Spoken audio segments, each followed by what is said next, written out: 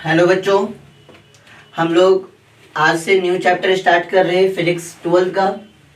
जो पहला यूनिट है हमारा स्थिर वैद्युत की, उसके फर्स्ट चैप्टर की बात करेंगे।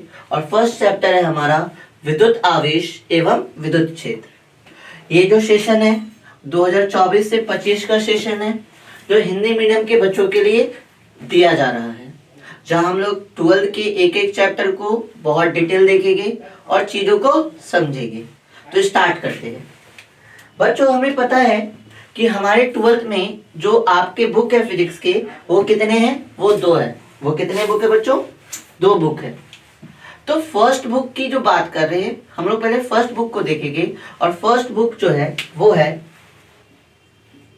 उससे जो हमें पढ़ना है वो है इलेक्ट्रोमैग्नेटिज्म। इलेक्ट्रोमैग्नेटिज्म, इसे हम लोग विद्युत चुंबकत्व कहते हैं। क्या कहते हैं बच्चों? विद्युत चुंबकत्व कहते हैं। फर्स्ट बुक हमारा इसी से रिलेटेड है। फर्स्ट बुक हमारा इसी से रिलेटेड है, इलेक्ट्रोमैग्नेटिज्म से रिलेटेड है, विद्युत चुंबक से। और जो फर्स्ट बुक का जो फर्स्ट चैप्टर है विद्युत आवेश एवं विद्युत क्षेत्र, ये सबसे इंपॉर्टेंट चैप्टर माना जाता है 12th के लिए, क्योंकि यहाँ से ही आपकी 12th की जर्नी स्टार्ट होती है। तो ये सबके लिए, मतलब बोर्ड एग्जाम के लिए, आईआईटी के लिए, नीट के लिए, या आप आगे जिस भी कंपटीशन एग्जाम में बैठना चाहते हैं, तो ये चैप्टर का महत्व सारी चीजों के लिए क्या है? बहुत है।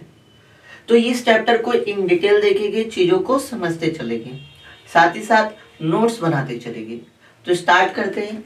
तो फर्स्ट बुक आपका क्या था? इलेक्ट्रोमैग्नेटिज्म। अब ये जो इलेक्ट्रोमैग्नेटिज्म है बच्चों, ये 2 पार्ट में डिवाइड है। इलेक्ट्रोमैग्नेटिज्म कितने पार्ट में डिवाइड है? 2 पार्ट में। एक पार्ट को कहते हैं इलेक्ट्रोस्टैटिक। एक पार्ट को क्या कहते हैं? इलेक्ट्रोस्टैटिक्स। और दूसरे पार्ट को कहते हैं इलेक्ट्रोडायनेमिक्स।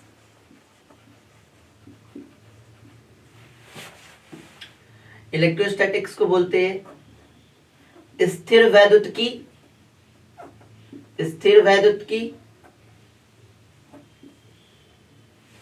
और इलेक्ट्रोडायनेमिक्स को बोलते हैं गतिक वैद्युत की।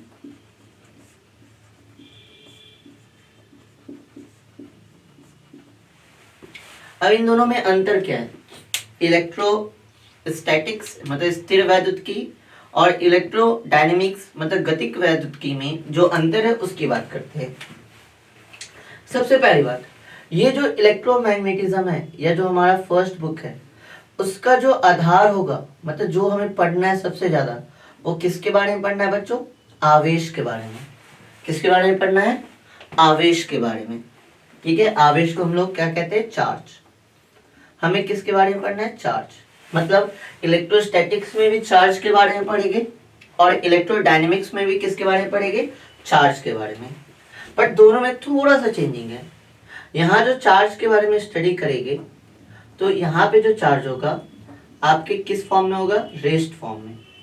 चार्ज किसी वस्तु पे रखा रहेगा, चार्ज आपका क्या होगा? रेस्ट होगा, विरामावस्था में होगा। और इलेक्ट्रोडायनेमिक्स में, या जिसको हम लोग गतिक वैद्युत की कहते हैं, इसमें भी हम लोग किसके बारे में स्टडी करेंगे? चार्ज के बारे में। लेकिन चार्ज आपका क्या में होगा? मोशन में। चार्ज आपका क्या में होगा? मोशन में। तो चाहे हम इलेक्ट्रोस्टैटिक्स की बात करें, स्थिर वैद्युत की बात करें, चाहे हम आपके इलेक्ट्रोडायनेमिक्स की बात करें, इन दोनों में हमें किसके बारे में पढ़ना है? चार्ज के बारे में। कंडीशन ये है कि इलेक्ट्रोस्टैटिक्स वाले यूनिट में जो हमारा चार्ज होगा वो किस अवस्था में होगा? विराम अवस्था में। चार्ज आपका किसी वस्तु पे क्या होगा? रखा होगा, और उस रखे हुए चार्ज के बारे में हम लोग क्या करेंगे? स्टडी करेंगे। और इलेक्ट्रोडायनेमिक्स में चार्ज आपका क्या में रहेगा? मोशन में। मतलब यहाँ की अगर चार्ज की बात करें, तो यहाँ की जो चार्ज की वेलोसिटी होगी, वो वेलोसिटी क्या होगी? 0। यहाँ चार्ज की वेलोसिटी क्या होगी? 0। मतलब चार्ज आपका क्या है? किसी वस्तु पे रखा गया है, रुका हुआ है। और यहाँ पे जो चार्ज होगा आपका बच्चों, ये चार्ज आपके क्या में आपको देखने को मिलेगा? मोशन में। चार्ज आपके v वेलोसिटी से, v वेग से क्या कर रहा होगा, गति कर रहा होगा। तो ये मोटा मोटे डिफरेंस है किसमें, आपके स्थिर वैद्युत की और गतिक वैद्युत की में। अच्छा आगे बात करते हैं। तो स्थिर वैद्युत की जो है वो है क्या, भौतिक विज्ञान की वैसी शाखा है, भौतिक विज्ञान की वैसी शाखा है जिसमें हम लोग आवेश के स्थिर प्रभाव एवं अभिलक्षणों का अध्ययन करते हैं। स्थिर वैद्युत की क्या है, भौतिक विज्ञान की वैसी शाखा है बच्चों जिसके अंतर्गत हम लोग किसके बारे में अध्ययन करते हैं, आवेश के बारे में अध्ययन करते हैं। जब आवेश आपका कैसा हो बच्चों, जब आपका आवेश क्या हो, स्थिर हो। जब आपका आवेश क्या हो, स्थिर हो, या इसका वेग क्या हो, शून्य हो। ठीक है, तो स्थिर वैद्युतिकी के बारे में जान गए। भौतिक विज्ञान की वह शाखा जिसके अंदर आवेश स्थिर होता है और इन्हीं स्थिर आवेश के प्रभाव और अभिलक्षणों का क्या करते हैं, अध्ययन करते हैं। वो शाखा क्या कहलाता है, आपका इलेक्ट्रोस्टैटिक्स, स्थिर वैद्युतिकी। अब हम लोग बात करते हैं गतिक वैद्युतिकी की। तो भौतिक विज्ञान की वैसी शाखा जिसमें हम लोग गति, आवेश के गति के कारण, आवेश के गति के कारण जो प्रभाव और अभिलक्षण हमें देखने को मिलते हैं उसका अध्ययन क्या होता है, किसमें आता है, गतिक वैद्युतिकी में। मतलब गतिक वैद्युतिकी में आपका जो आवेश होगा बच्चों वो क्या कर रहा होगा, गति कर रहा होगा। आवेश आपका कैसा होगा, गतिमान होगा। आवेश कैसा होगा बच्चों, गतिमान होगा। यहां तक क्लियर हुआ।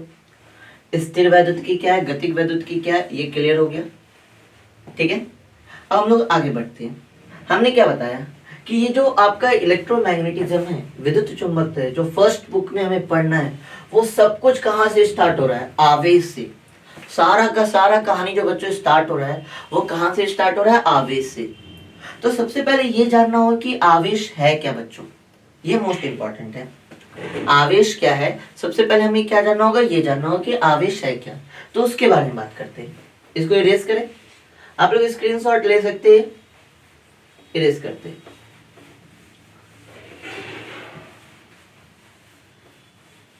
जब भी हम साइड हटते तो स्क्रीनशॉट ले लिया कीजिए। चलिए ध्यान देते हैं। अब अगर हम बात करते हैं आवेश की, जो मोस्ट इंपॉर्टेंट है इस चैप्टर के लिए, आवेश को समझना सबसे इंपॉर्टेंट है। और चैप्टर स्टार्ट भी हो रहा है विद्युत आवेश से। तो हम लोग सबसे पहले जानेंगे कि आवेश क्या है, जिसको हम लोग क्या कहते हैं, चार्ज। चार्ज, आवेश क्या है बच्चों, ध्यान दीजिएगा। आवेश किसी भी वस्तु का मूलभूत गुण है। आवेश किसी भी वस्तु का मूलभूत गुण है। मूलभूत गुण का मतलब क्या है, इसको समझते हैं। इसका ये मतलब है कि कोई भी वस्तु, हमारे चारों तरफ जितनी भी वस्तु है उन सब में आवेश मौजूद है। उन सब में क्या मौजूद है, आवेश मौजूद है। इसलिए आवेश किसी भी वस्तु का मूलभूत गुण है। जितनी भी वस्तुएं हैं उन सब में आपका क्या है, आवेश है। जैसा कि हम समझ सकते हैं कि हमारे आसपास जितनी भी वस्तुएं हैं उनमें क्या पाया जाता है, द्रव्यमान। द्रव्यमान क्या है, उस वस्तु का मूलभूत गुण है। अच्छा, कल्पना कर सकते हैं क्या कि बिना द्रव्यमान का कोई वस्तु होगा, बिना द्रव्यमान का कोई वस्तु हो सकता है क्या? सोचिए, कल्पना कीजिए कि छोटी सी छोटी वस्तु भी है, उसका क्या होता है, द्रव्यमान होता है। छोटी सी छोटी मतलब हम परमाणु की बात कर रहे हैं, और परमाणु किन चीजों से बना हुआ है, इलेक्ट्रॉन, प्रोटॉन और न्यूट्रॉन। तो इन इलेक्ट्रॉन और प्रोटॉन का भी क्या होता है, द्रव्यमान होता है। तो छोटी सी छोटी वस्तु का भी क्या है, द्रव्यमान है। बिना द्रव्यमान का किसी वस्तु की हम लोग कल्पना नहीं कर सकते। ठीक उसी प्रकार बिना आवेश का कोई भी वस्तु नहीं होता है। आवेश क्या है, किसी भी वस्तु का मूलभूत गुण है। बिना आपके आवेश का आपका वस्तु हो ही नहीं सकता। अब ऐसा है तो ये हमें फील क्यों नहीं होता? द्रव्यमान तो फील होता है। इस मार्कर को हमने हाथ पे रखा है तो इस मार्कर का कुछ वजन होगा, वो तो मूलभूत गुण है। तो इस मार्कर में आवेश भी होना चाहिए। आवेश भी क्या है, मूलभूत गुण है। तो ये हमें फील क्यों नहीं होता, तो हम बात करते हैं उसकी कि हमें फील क्यों नहीं होता है। सबसे पहले हमने क्या बोला कि जितनी भी वस्तुएं हैं सबके अंदर आपका क्या है, आवेश। जितनी भी वस्तुएं हैं सबके अंदर आपका क्या है, आवेश। अब ये हमें फील क्यों नहीं होता है।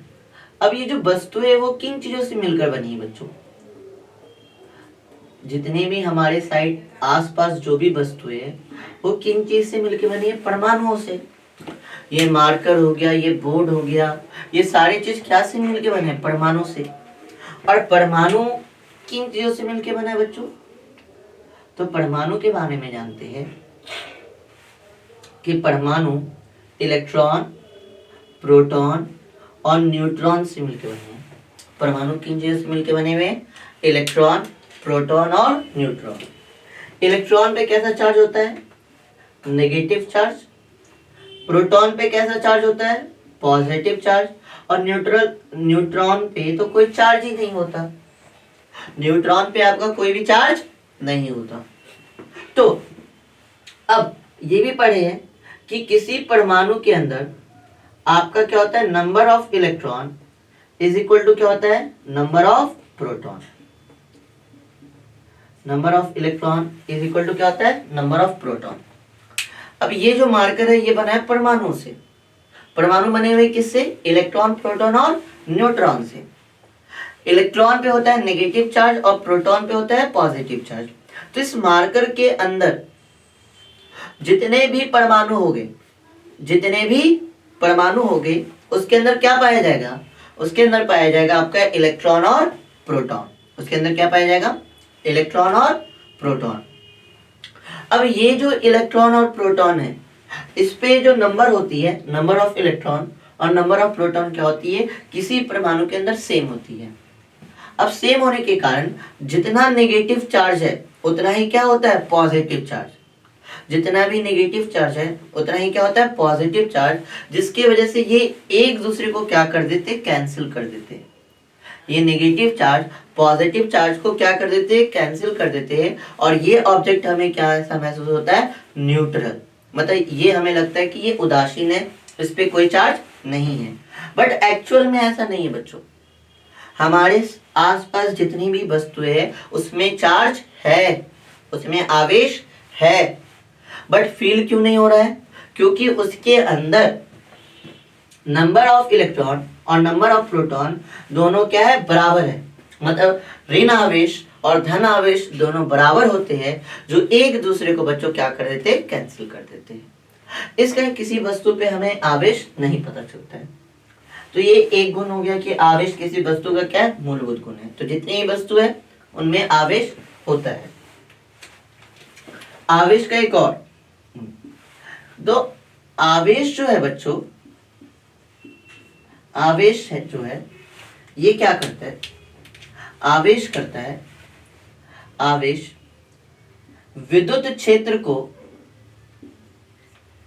आवेश विद्युत क्षेत्र को उत्पन्न भी करता है। आवेश क्या करता है, विद्युत क्षेत्र को उत्पन्न भी करता है। साथ ही साथ इस विद्युत क्षेत्र को महसूस भी करता है। विद्युत क्षेत्र को महसूस भी करता है। आवेश क्या करता है बच्चों, विद्युत क्षेत्र को उत्पन्न भी करता है और विद्युत क्षेत्र को क्या करता है, महसूस भी करता है। ठीक है, अब थोड़ा ध्यान देने वाली बात है, इसको हम इस तरह से समझाते हैं, समझिएगा। जैसे कि ये एक हमारा अर्थ है, जैसे हमारा ये अर्थ है, ठीक है, और अर्थ पे एक व्यक्ति आपका खड़ा है। अर्थ पे एक व्यक्ति आपका क्या है, खड़ा है। तो इस व्यक्ति को अर्थ क्या करेगी, पृथ्वी क्या करेगी, अपनी ओर क्या करेगी, इसको खींचेगी। इस व्यक्ति को अर्थ अपनी ओर क्या करेगी, खींचेगी। ठीक है, जिस बल से खींचेगी वो बल कौन सा बल कहलाता है, गुरुत्वाकर्षण बल, ग्रेविटेशनल फोर्स। अब ऐसा क्या हो रहा है जिससे ये व्यक्ति अर्थ की ओर खींचा जा रहा है, ऐसा क्या हो रहा है कि ये व्यक्ति अर्थ की ओर खींचा जा रहा है, ऐसा क्या है। तो अर्थ जो है, पृथ्वी जो है, उसकी एक मूलभूत गुण है कि पृथ्वी का अपना कुछ क्या होता है, द्रव्यमान होता है। पृथ्वी का अपना कुछ क्या होता है, द्रव्यमान होता है। और इस द्रव्यमान के कारण पृथ्वी अपने चारों ओर एक क्षेत्र बनाता है। पृथ्वी अपने चारों ओर क्या उत्पन्न करता है, एक क्षेत्र, जिसको हम लोग कौन सा क्षेत्र कहते हैं, गुरुत्वाकर्षण क्षेत्र।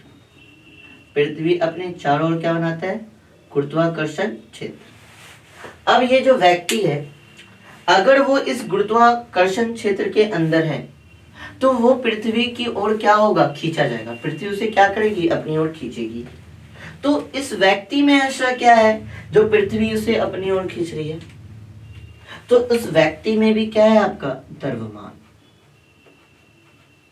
तो इन दोनों वस्तुओं का अगर मूलभूत गुण देखे तो वो मूलभूत गुण क्या है, द्रव्यमान, जिसके वजह से पृथ्वी क्या हो रही है, उस व्यक्ति को अपनी ओर क्या करी, खींच रही है। या हम लोग पृथ्वी से क्या है, चिपके हुए, किस वजह से, क्योंकि पृथ्वी का अपना कुछ क्या है, द्रव्यमान है, और हमारे अंदर भी क्या है, कुछ द्रव्यमान है, जिससे कि पृथ्वी हमें अपनी ओर क्या कर रही है, खींच रही है। अच्छा, ऐसा नहीं कि हम नहीं खींच रहे होंगे, या ये व्यक्ति पृथ्वी को नहीं खींच रहा होगा, ये व्यक्ति भी पृथ्वी को खींच रहा होगा, बट इसका एहसास क्यों नहीं होता। इसका एहसास इसलिए नहीं होता कि पृथ्वी का द्रव्यमान क्या बहुत ज्यादा है। किससे, हमारे द्रव्यमान से। हमारा द्रव्यमान पृथ्वी के द्रव्यमान से क्या है, बहुत कम है। इसका पृथ्वी क्या कर रही है, हमें खींच रही है, हम पृथ्वी को नहीं खींच रहे। तो द्रव्यमान वो मूलभूत गुण था जिसके कारण ये क्या उत्पन्न हो रहा था, एक क्षेत्र उत्पन्न हो रहा था, जिस क्षेत्र को क्या कहते हैं, गुरुत्वाकर्षण क्षेत्र। और उस क्षेत्र में आपको उस क्षेत्र का पता करना है, तो वहां वापस से हमने क्या लेके आया, एक द्रव्यमान। ये इंसान जिसका अपना कुछ द्रव्यमान है, उसने इस गुरुत्वाकर्षण क्षेत्र को फील किया। जैसे इस मार्कर को हम छोड़ेंगे तो ये कहाँ जाएगा, नीचे जाएगा, क्योंकि ये मार्कर पृथ्वी के गुरुत्वाकर्षण क्षेत्र के क्या है, अंदर है, जिसकी वजह से इस मार्कर को पृथ्वी क्या करेगी, अपनी ओर खींचेगी। तो पृथ्वी का भी मूलभूत गुण क्या है, द्रव्यमान, और इस मार्कर के अंदर भी क्या है, द्रव्यमान। ठीक उसी प्रकार बच्चों आवेश भी क्या करती है, विद्युत क्षेत्र को उत्पन्न करती है, और साथ ही साथ आवेश विद्युत क्षेत्र को महसूस भी करती है।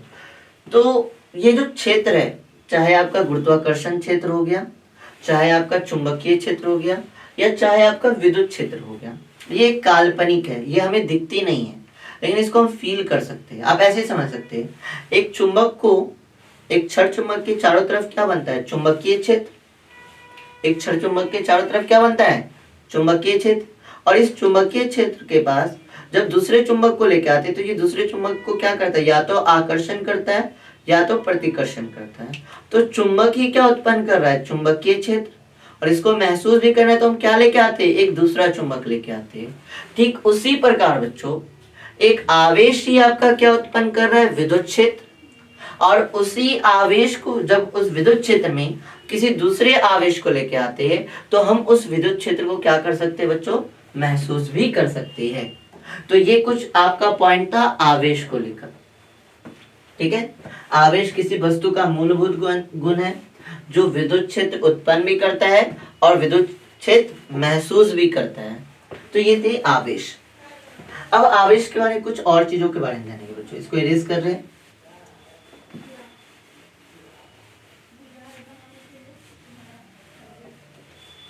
आवेश के बारे में और कुछ जानते हैं बच्चों, जैसे देखिएगा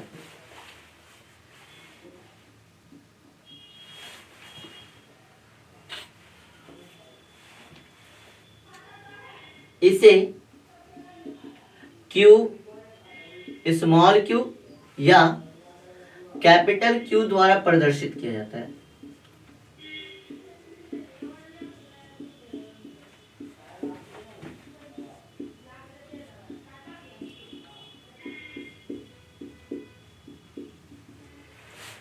इसे Q, स्मॉल क्यू या कैपिटल क्यू द्वारा क्या किया जाता है बच्चों, प्रदर्शित किया जाता है।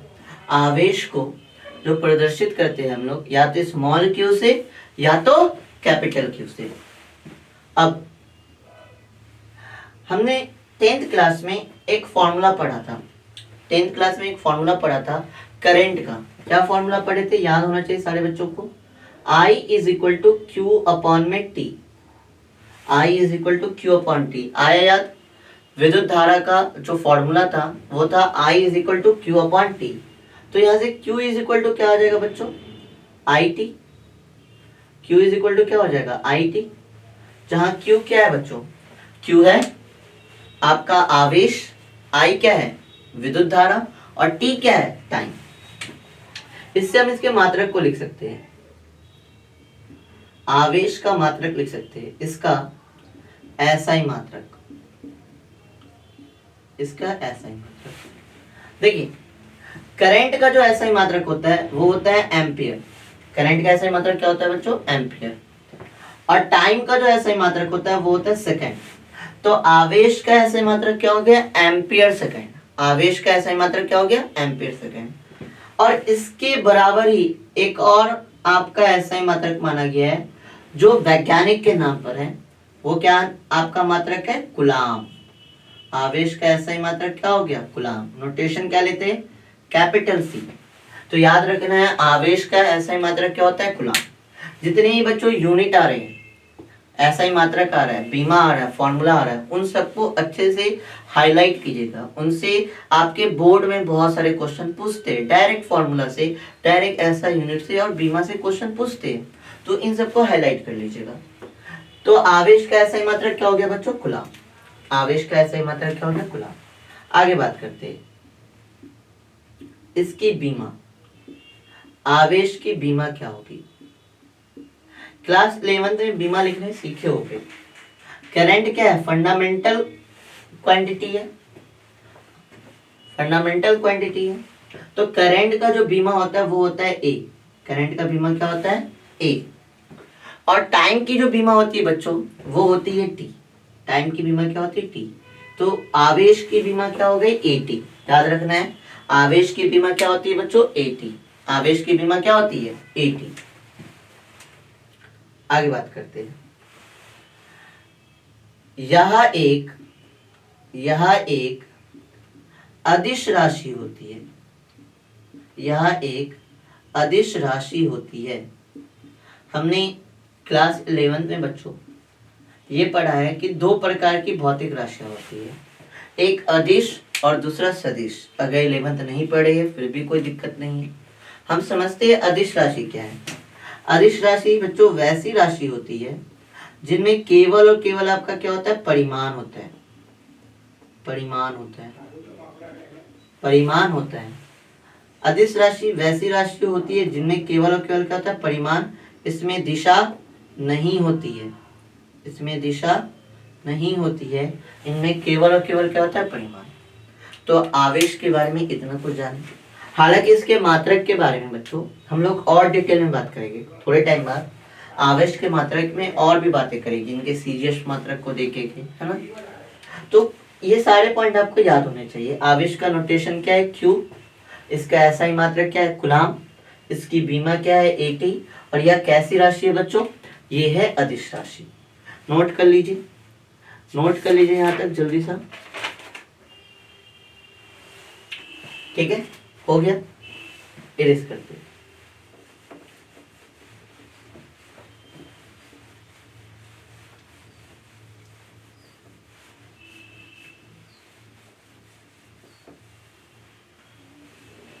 अब किसी वस्तु पर बच्चों आवेश आता है तो वो आवेश आता कैसे है।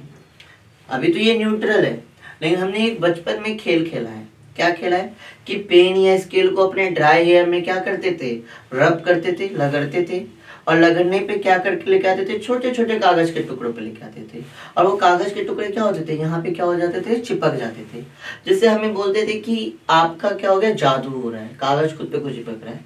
तो ऐसा हो क्या रहा है बच्चों, जब हम इसको लगा रहे थे ना बच्चों, तो ये क्या हो जा रहा था, आवेशित हो जा रहा था। ये क्या हो जा रहा था आपका, आवेशित हो जा रहा था। तो कैसे कोई वस्तु आवेशित होता है, आवेश की संकल्पना क्या है, आवेश कैसे आपका आता है, उसकी बात करते हैं। तो पॉइंट, हमारा अगला जो पॉइंट है वो है आवेश की संकल्पना। क्या है पॉइंट? आवेश की संकल्पना।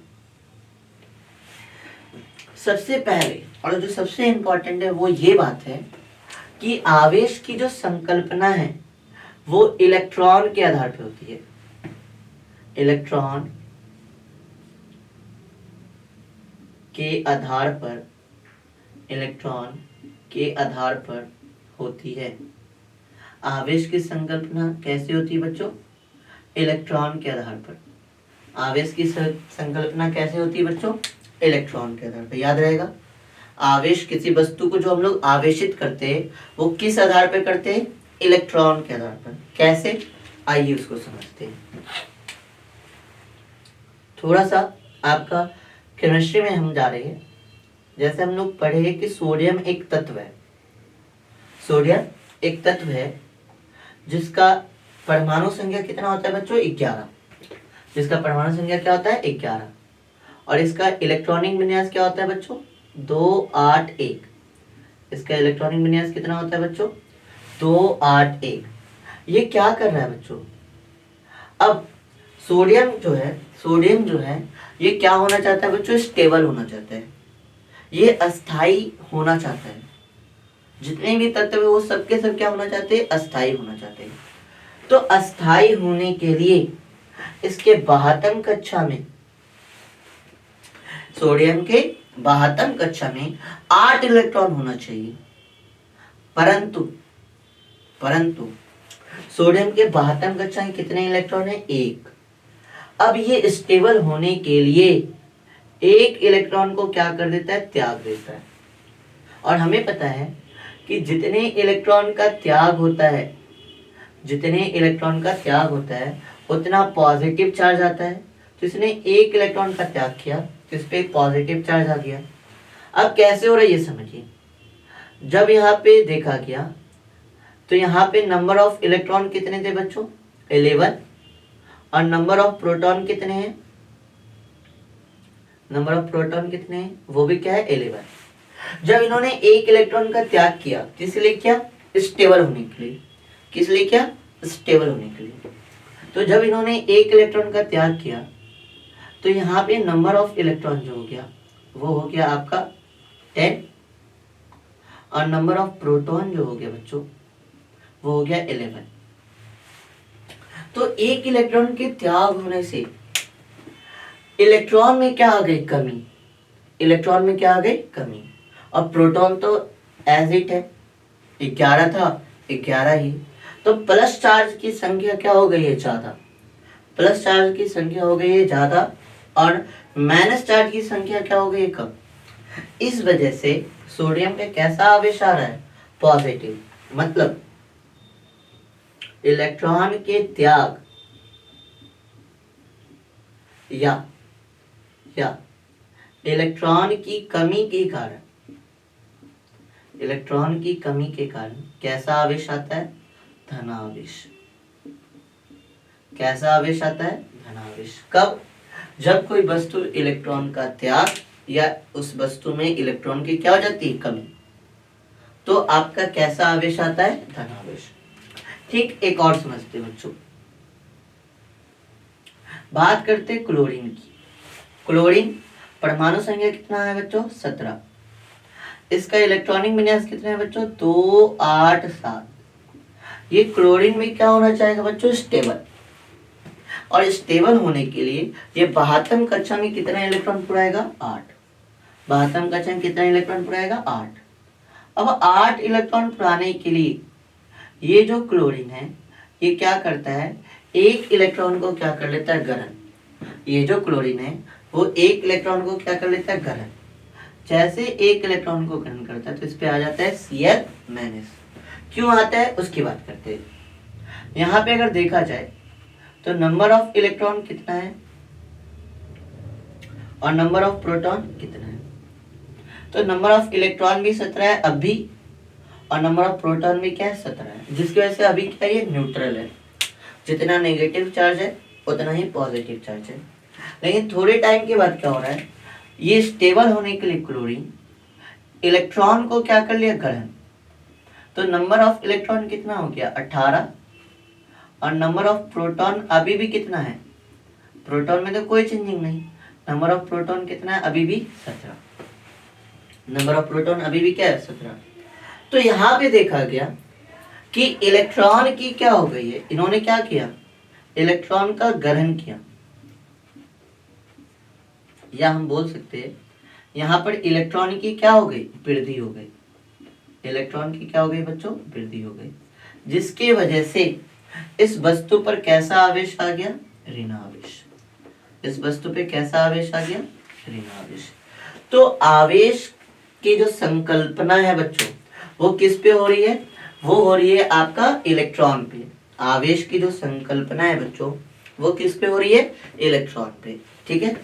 इलेक्ट्रॉन का अगर त्याग होगा या इलेक्ट्रॉन की कमी होगी तो धनावेश, और इलेक्ट्रॉन का अगर ग्रहण करेगा या इलेक्ट्रॉन की वृद्धि होगी तो कैसा आवेश आएगा ऋण आवेश, ठीक है। इस चीज का याद रखना है कि किसी वस्तु के आवेशित होने में प्रोटॉन का कोई योगदान नहीं होता, किसी भी वस्तु के आवेशित होने में प्रोटॉन का योगदान नहीं होता, प्रोटॉन का योगदान नहीं होता। आवेशित हो रहा है किस बेसिस पे इलेक्ट्रॉन के बेसिस पे, आवेशित किस बेसिस पे हो रहा है बच्चों इलेक्ट्रॉन की बेसिस पे, यहाँ पे प्रोटॉन का कोई भी योगदान नहीं होता है, ठीक है, नोट कर लीजिए। अब एक क्वेश्चन ये उठता है कि प्रोटॉन के आधार पे क्यों नहीं करते, प्रोटॉन के आधार पर वस्तु का आवेश जो आवेशित करे वस्तु को वो प्रोटॉन के आधार पे क्यों नहीं कर रहे, प्रोटॉन के आधार पे क्यों नहीं कर रहे, इसकी बात करते हैं। दो रीजन है बच्चों, रीजन समझिएगा क्या है। हमने स्ट्रक्चर ऑफ परमाणु को देखा है, मतलब परमाणु के संरचना को देखा है, स्ट्रक्चर ऑफ एटम। इसके नाभिक में ये क्या है परमाणु का नाभिक, और परमाणु के नाभिक में कौन मौजूद है, मौजूद है आपका प्रोटॉन और न्यूट्रॉन। परमाणु के नाभिक में कौन मौजूद है प्रोटॉन और न्यूट्रॉन। इलेक्ट्रॉन जो होता है वो इसके आउटर सेल में, नाभिक के चारों ओर एक सेल होता है, उस सेल में क्या करता है आपका चक्कर लगाता है,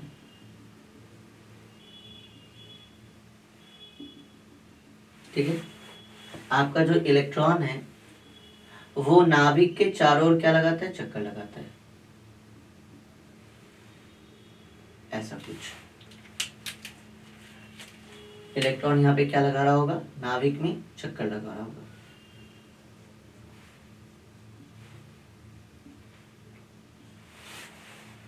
अब दो रीजन है कि प्रोटॉन के आधार पे क्यों नहीं होता। पहला रीजन, नाभिक में मौजूद प्रोटॉन और न्यूट्रॉन के बीच, प्रोटॉन और न्यूट्रॉन के बीच प्रबल नाभिकीय बल कार्य करता है। मतलब इन दोनों के बीच, प्रोटॉन और न्यूट्रॉन के बीच आपका क्या लगता है नाभिकीय बल। क्या लगता है बच्चों नाभिकीय बल लगता है। क्या लगता है नाभिकीय बल, किसके बीच प्रोटॉन और न्यूट्रॉन के बीच। और नाभिकीय बल की बात करते हैं बच्चों तो नाभिकीय बल सबसे मजबूत बल है। हम जब 11th में पढ़े होंगे बल के बारे में, बल वाले चैप्टर में, तो वहां बताया जाता है कि बल कई प्रकार के होते हैं, जिसमें नाभिकीय बल क्या होता है सबसे मजबूत है। सबसे प्रबल बल कौन है नाभिकीय, और सबसे वीक फोर्स कौन है बच्चों तो वो है गुरुत्वाकर्षण बल। तो नाभिकीय बल इतना स्ट्रांग होता है, इतना स्ट्रांग है, और ये नाभिकीय बल किसके बीच लग रहा है प्रोटॉन और न्यूट्रॉन के बीच। तो इतने प्रबल बल को तोड़ने के लिए हमें बहुत सारी एनर्जी की जरूरत होगी। हमें अगर इसको तोड़ना है और इससे प्रोटॉन निकालना है तो इससे बहुत सारा एनर्जी हमें इसको देना होगा, तब जाके ये टूटेगा और प्रोटॉन क्या निकलेगा, बाहर निकलेगा। तो इतना मेहनत कौन करेगा। हल्का सा एनर्जी को देते हैं, हल्का सी ऊर्जा को ग्रहण करता है और इलेक्ट्रॉन क्या होता है, फ्री हो जाता है। परमाणु के अंदर जो इलेक्ट्रॉन होते हैं हल्की सी ऊर्जा को ग्रहण करके ये इलेक्ट्रॉन क्या हो जाता है, निकल जाता है, फ्री हो जाता है। और इलेक्ट्रॉन के निकलने से वस्तु क्या हो जाता है, आवेशित हो जाता है। तो हम लोग किसके आधार पे देते हैं, इलेक्ट्रॉन के आधार पे। प्रोटॉन के आधार पे क्यों नहीं दे रहे, क्योंकि प्रोटॉन जो है वो कहाँ स्थित है, नाभिक में। और नाभिक में प्रोटॉन और न्यूट्रॉन के बीच कैसा बल कार्य कर रहा है, नाभिकीय बल, जो बहुत मजबूत है। एक रीजन ये। दूसरा रीजन आप ये दे सकते हैं कि जो मास ऑफ प्रोटॉन है, प्रोटॉन का जो द्रव्यमान है वो इलेक्ट्रॉन के द्रव्यमान का 1837 गुना है। मतलब प्रोटॉन का द्रव्यमान आपका बहुत ज्यादा है। प्रोटॉन का द्रव्यमान क्या है बच्चों, आपका बहुत ज्यादा। कितना ज्यादा है, आप इससे अंदाजा लगाइए कि जो प्रोटॉन का मास है वो इलेक्ट्रॉन के मास का कितना गुना है, 1837 गुना। जैसे हम आपको समझाते हैं, एक व्यक्ति की जो द्रव्यमान है वो है 50 केजी और एक दूसरे व्यक्ति की जो द्रव्यमान है वो है 100 केजी। तो इस व्यक्ति का जो द्रव्यमान है वो पहले वाले व्यक्ति का कितना है, 2 गुना, 2 गुना। इसी तरह मास ऑफ प्रोटॉन जो है वो मास ऑफ इलेक्ट्रॉन के कितना गुना है, 1837 गुना। प्रोटॉन इलेक्ट्रॉन से बहुत भारी होते हैं, इसका इनको निकालना क्या होता है, मुश्किल होता है। तो आवेशन, जो हम लोग आवेश की संकल्पना कर रहे हैं वो प्रोटॉन के आधार पे इसलिए नहीं करते। किसके आधार पे करते हैं, इलेक्ट्रॉन के आधार पर। ठीक है, आगे बढ़े, आगे बढ़ते चलिए।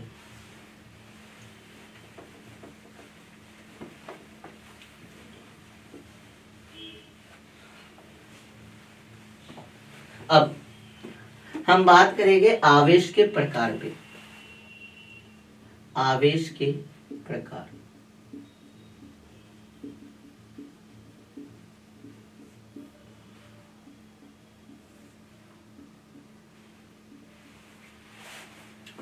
याद रखना बच्चों, आवेश के 2 प्रकार होते हैं। आवेश के 2 प्रकार होते हैं। एक होता है बच्चों धनावेश, एक होता है धनावेश और दूसरा होता है आपका ऋणावेश। एक होता है धनावेश, दूसरा होता है बच्चों ऋणावेश। धनावेश मतलब इसको बोलते हैं पॉजिटिव चार्ज और इसको बोलते हैं नेगेटिव चार्ज। तो ध्यान देंगे, कोई वस्तु कब धनावेश होता है और कब ऋणावेश होता है इसके बारे में बात करते हैं। तो ध्यान दीजिएगा, धनावेश का कंडीशन, जब कोई वस्तु क्या करती है, इलेक्ट्रॉन का त्याग करती है। अगर हम लोग थोड़ा देर पहले सोडियम वाले केस में देखा था कि जब कोई वस्तु इलेक्ट्रॉन का त्याग करती है तब उस वस्तु पर कैसा आवेश आता है, धनावेश। जब कोई वस्तु इलेक्ट्रॉन का क्या करती है बच्चों, त्याग करती है, तब उस पे कैसा आवेश आता है, आपका धनावेश। इसी तरह जब कोई वस्तु इलेक्ट्रॉन का ग्रहण करती है, जब कोई वस्तु इलेक्ट्रॉन का क्या करती है बच्चों, ग्रहण करती है, जब कोई वस्तु क्या करती है, इलेक्ट्रॉन का ग्रहण करती है, तब उस वस्तु पे कैसा चार्ज आता है बच्चों, ऋणावेश। तो इस तरह आवेश 2 प्रकार के, धनावेश और ऋणावेश। इलेक्ट्रॉन का त्याग करेगी तो कैसा आवेश होगा बच्चों, धनावेश। और इलेक्ट्रॉन का ग्रहण करेगी तब कैसा आवेश आएगा, ऋणावेश। ठीक है, ठीक है, चलिए आगे बात करते, ध्यान दीजिएगा। अगर 2 समान आवेश है, 2 समान आवेश है, जैसे ये पॉजिटिव ये पॉजिटिव, अब आवेश के गुण की बात करें, आवेश का क्या क्या गुण है। अगर 2 समान आवेश है तो ये दोनों समान आवेश एक दूसरे को बच्चों क्या करते हैं, प्रतिकर्षित। समान आवेश एक दूसरे को क्या करती है बच्चों, प्रतिकर्षित। उसी तरह इस वस्तु पे दो वस्तु है और दो वस्तु पे समान आवेश है, इस पे भी नेगेटिव, इस पे भी नेगेटिव, तो ये भी एक दूसरे को क्या करेगी, प्रतिकर्षित, एक दूसरे को क्या करेगी, प्रतिकर्षित। याद रखना है, याद रखना है, क्या याद रखना है बच्चों, समान प्रकृति के आवेश, समान प्रकृति के आवेश एक दूसरे को एक दूसरे को एक दूसरे को प्रतिकर्षित करती है, एक दूसरे को प्रतिकर्षित करती है, मतलब दूर ढकेलती है।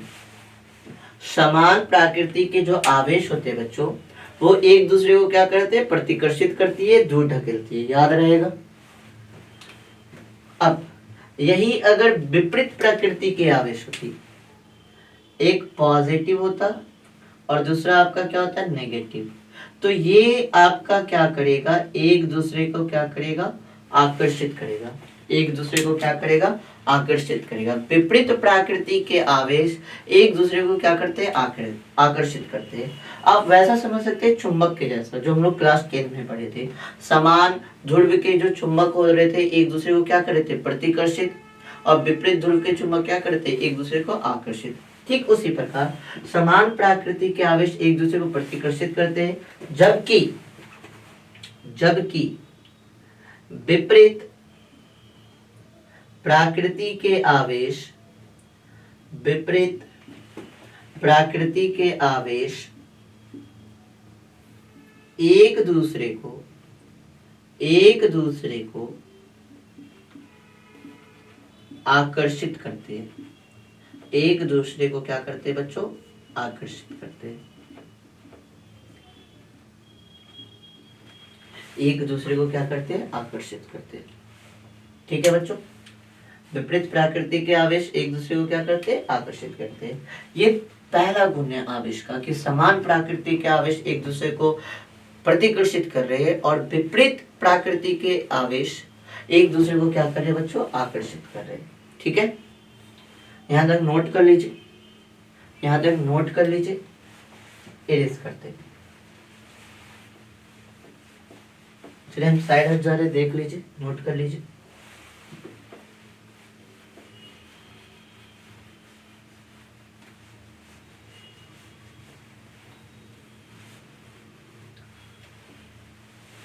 अब ध्यान दीजिएगा बच्चों, इसको समझते थोड़ा। जैसे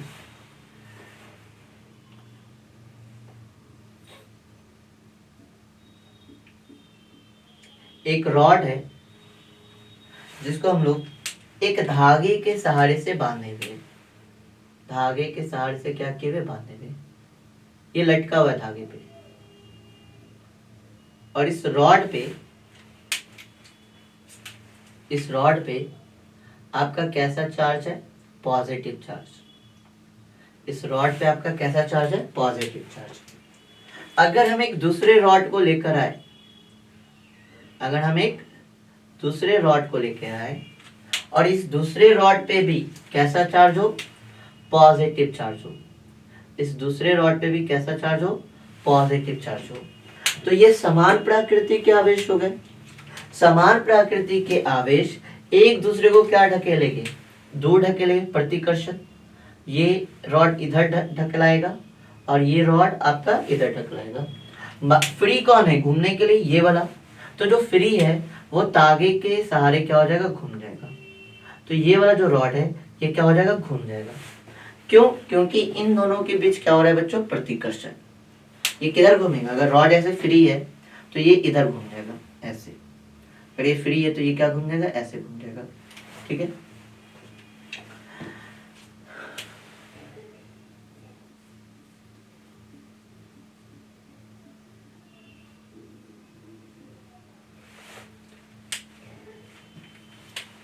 एक और रॉड लाए और इस रॉड पे बच्चों अभी भी कैसा चार्ज है, पॉजिटिव चार्ज। कैसा चार्ज है, पॉजिटिव चार्ज। और जो दूसरा रॉड लेके आ रहे हैं बच्चों, ये जो दूसरा रॉड है इस पे तो पॉजिटिव चार्ज नहीं है, इस पे आपका कैसा चार्ज है, नेगेटिव चार्ज। इस पे कैसा चार्ज है, नेगेटिव चार्ज। तो ये आपका एक पे पॉजिटिव एक पे नेगेटिव, तो ये एक दूसरे को क्या करेगी बच्चों, ये एक दूसरे को क्या कर लेगी, आकर्षित। ये एक दूसरे को क्या कर लेगी, आकर्षित। और इस बार रॉड आपका किस डायरेक्शन में घूमेगा, इस डायरेक्शन में घूमेगा। रॉड आपका ऐसे है, ये ऐसे घूमेगा। क्यों, क्योंकि इनके बीच क्या हो रहा है आपका बच्चों, आकर्षण हो रहा है। तो यहाँ तक हम लोग आज फर्स्ट क्लास में पढ़े बच्चों, जहाँ हम लोग आवेश के बारे में जाने। कल आगे आवेश की और सारी प्रॉपर्टी देखेंगे और इससे रिलेटेड आपका क्या देखेंगे, क्वेश्चन को सॉल्व करेंगे। आज के लिए इतना ही रहने देते हैं। अगर आपको हमारी वीडियो पसंद आ रही है तो हमारे चैनल को लाइक कीजिए, सब्सक्राइब कीजिए और अपने फ्रेंड के साथ इस वीडियो को शेयर कीजिए जो इस सेशन में है। 2024 से 2025 का जो एग्जाम देने वाले, जो इस साल के बच्चे हैं, जो 12th बोर्ड देने वाले, चाहे वो किसी भी बोर्ड से हो, तो उनके साथ ये वीडियो शेयर कीजिए। क्योंकि इस चैनल पे आपको एक एक लेक्चर आएगा, रोज हर दिन एक एक लेक्चर आएगा, जो आपको ऑनलाइन होते हुए भी ऑफलाइन की फीलिंग आएगी। एक एक टॉपिक को बहुत डेप्थ में पढ़ाएंगे, जिससे चीजें सारी क्या हो जाए, क्लियर हो जाए। ठीक है बच्चों, तो आज के लिए इतना ही रहने देते। कल जब आएंगे तो इन चीजों को रिवीजन करके रखिएगा। अगर किन्हीं बच्चों को जो कुछ भी पढ़ाया जा रहा है उनका नोट्स चाहिए, और नोट्स आपका बहुत ही बेहतरीन है बच्चों। नोट्स, ये नोट्स आपका गारंटी लेगा कि पूरे बिहार बोर्ड में आपका 100 आउट ऑफ 100 लाने में मदद करेगा। मतलब आपका एग्जाम में जो नंबर आएगा वो पूरे नोट्स से आएगा, जो क्वेश्चन आएगी वो पूरे नोट्स से आएगी। इस चीज की गारंटी ले रहे हैं, 100% की गारंटी ले रहे हैं कि बिहार बोर्ड में जो आपका नंबर आएगा वो 100 आउट ऑफ 100 आएगा। बस कंडीशन ये है कि जो कुछ भी पढ़ाया जा रहा है उसको बच्चों रिविजन कीजिए। अगर किन्हीं बच्चों को नोट्स चाहिए तो वो हमसे कांटेक्ट कर सकते हैं। हमारा नंबर है 8083856189। इस नंबर पे आप व्हाट्सएप कर सकते हैं। व्हाट्सएप करके आपको नोट्स अवेलेबल हो जाएगा, ये नोट्स आपका अवेलेबल हो जाएगा। और नोट्स बहुत ही बेहतरीन है, कलरफुल नोट्स है, हैंड रिटन नोट्स है, जिसको मैंने खुद तैयार किया है। तो ऐसे नोट्स आपको मिल जाएगी। और कल की क्लास में मिलते हैं, इसको रिवीजन करके आइएगा। चलिए यहीं तक देते हैं।